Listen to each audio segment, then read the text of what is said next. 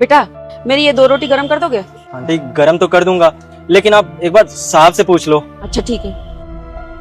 बेटा मेरी ये 2 रोटी गरम करवा दोगे? वो क्या है ना, सूख गई है तो ठंडी रोटी मुझसे खाई नहीं जाएगी। हाँ क्यों नहीं। सतीश ये रोटी गरम कर। लेकिन आंटी आप खाएंगी किससे? आपके पास तो मुझे कोई सब्जी नजर भी नहीं आ रही है। ये है ना प्याज, इसके साथ खा लूंगी। प्याज? प्याज से कौन रोटी खाता है? सब्जी कहाँ है आपकी? सब्जी नहीं है मेरे पास, मैं इसी से खाती हूँ। अच्छा कोई बात नहीं आंटी, आप बैठिए मैं सब्जी लगवा देता हूँ आपके लिए। बेटा सब्जी मत मंगवाओ। अब देखो आज तो सब्जी खा लूंगी, फिर कल से कैसे खाऊंगी? खाना तो मुझे प्याज से ही है, तो मैं अपना आदत नहीं बिगाड़ना चाहती। मैं ठीक हूँ, प्याज से खा लूंगी मैं। आइए आंटी, आपके हाथ में प्याज और प्याज से रोटी खाना, ये मुझे आपकी सारी कहानी जाहिर कर रहा है। देखिए आप मुझे अपना बेटे जैसे समझिए और आप मुझे बताइए कि आपके साथ क्या हुआ।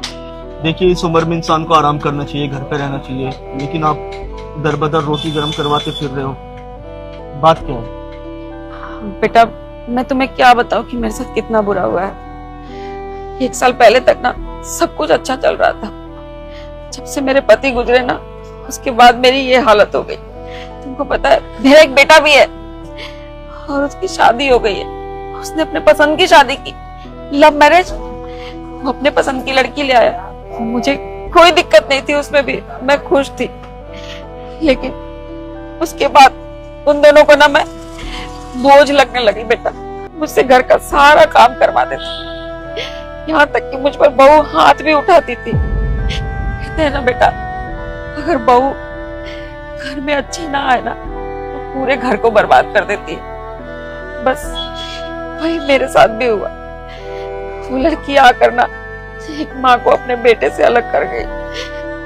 तब से बेटा मुझे अपना गुजारा तो करना था ना।